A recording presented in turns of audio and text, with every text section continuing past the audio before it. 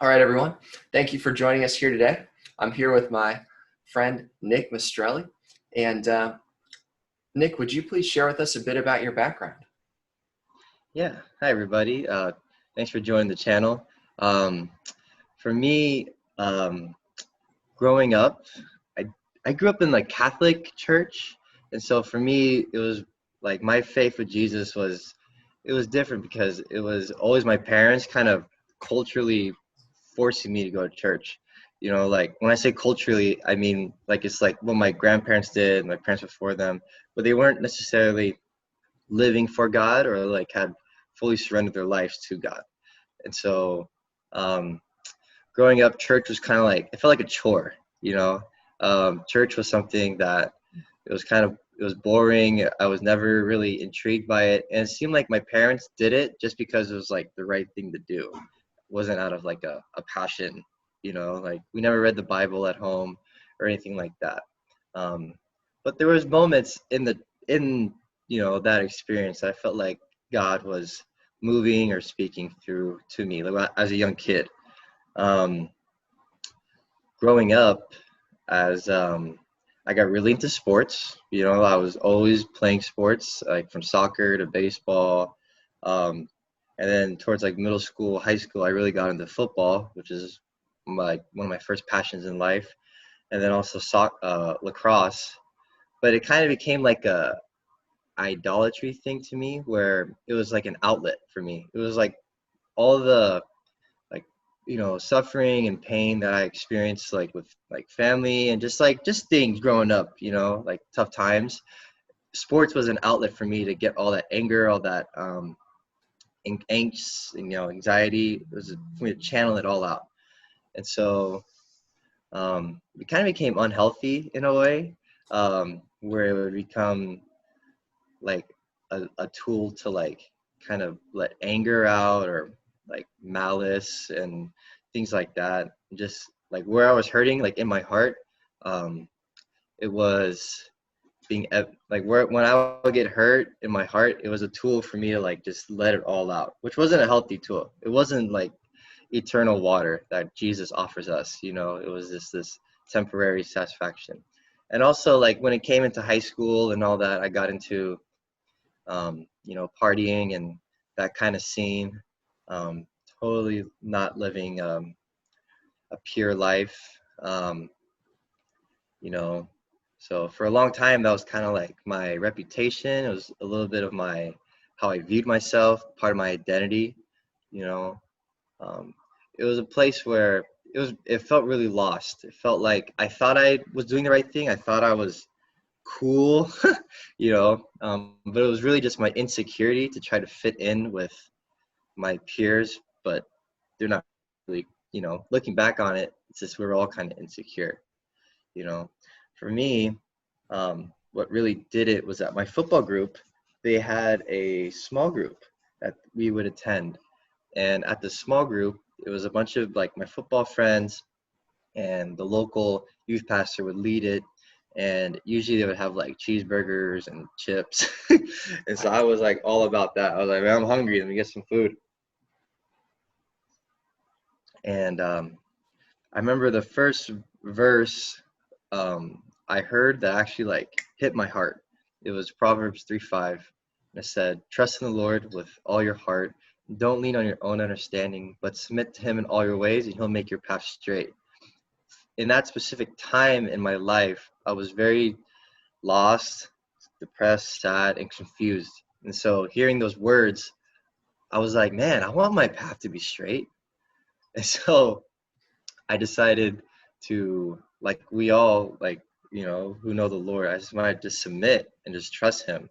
I say, God, I focus on you. I know you're going to, I trust you're going to make my path straight. And then from that moment, like my whole life changed. It was like, it was like he given me like new glasses or something. Like I was able to see things differently. It was like that verse Psalm 51:10. It's funny, I have it on my wall. Just create in me a clean heart, oh God, and renew a right spirit within me. And it was like that actually happened that moment. And I started to see things differently, like when my friends would hang out and like parties, and the way they talked, the way they carry themselves, I could just feel something, like something was off. But it was Holy Spirit saying it was more like conviction, right, in my heart, like this is not good. Like, the way they're the fruit of their life, how they, you know, it's not righteous fruit. And so even the way my ears, like I could hear like the music I listened to, I was like, what the heck am I listening to? That is not holy. It's not good. And it's it was nuts, but it really felt like to be born again. And then I just felt his peace that surpassed all understanding. And I felt like I was like, for me, one of my biggest things is I felt like I had gotten identity, and I felt like I had tasted like living water, like something that will always fill me. Because all these other things I felt like I had on my, um, they were like available to me. It was like partying, smoking, drinking, blah blah blah, and that stuff just it was just temporary. It never satisfied my heart. But having God's joy, having true joy, having righteous joy, having something that fills you up forever and gives you true peace, that was something that I really really caught onto, and I never looked back. It was just done. It was just like, wow, it says, I know there's I think verse in Proverbs, it's like taste and see that the Lord is good. It might be Psalms, but and then Yeah. from there I just caught fire, and then I was very very on fire to tell my friends, like, dude, there's so much better, like living for God, with these spiritual blessings. And so yeah, that's kind of like my backstory in a nutshell. Now now the Lord has guided me through different ministry schools. So I felt like I prayed and I felt like that's where He was calling me to go, through these different ministry schools and getting discipled, getting built up. And now now I'm at a position where I'm running my family's business in San Francisco, which is a Italian delicatessen where we specialize in, we make sandwiches, pastas, salamis. And so right now the Lord has me there, and yeah, I'm glad to be here with Travis and share a little bit of my story and what Jesus has done in my life. Well, Nick, thank you for taking the time to share with us today uh, your testimony and faith. It's really cool journey that you've been on.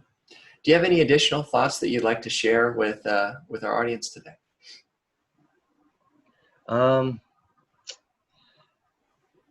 I just something that something that the Lord has taught me this year in my life, like COVID and all that stuff, is that hard times are a, um, a time for us to prove our faith. Like when we go through hard times, like in our weakness, Christ's spirit is made known, is made powerful. So like this year has been really tough in terms of business and managing employees with different COVID regulations, and it's been a real struggle, and it's been really trying, where I've had to work 80 plus hour shifts, weeks, and been on my feet all day, taking no breaks, from 7 in the morning to 7 at night, and just having to make it happen. But it was really, really tough. Like we all have our own different experiences, but I know that what I would like to leave, which is fresh from my heart, is that hard times is a time for us to press into God and come out strong. Like gold is made through fire. So a lot of times God is gonna put us through fire so that we can come out stronger. And it's just crazy because I just totally believe that that's part of how He grows us, how He strengthens us. Um, he takes something that seems impossible or crazy challenging, and He makes it. He proves His love and power through that obstacle, and He makes us victors. He makes us victorious, and He makes us stronger. And it's all for His kingdom. And so I just hope that encourages people that are listening, that don't give up in the hard times. Keep strong, keep it going, and know that God is going to make you into gold. So All right. Well, amazing, Nick. Thank you for taking the time to come on and join us here today. Yeah, Travis, thank you. It's a blessing.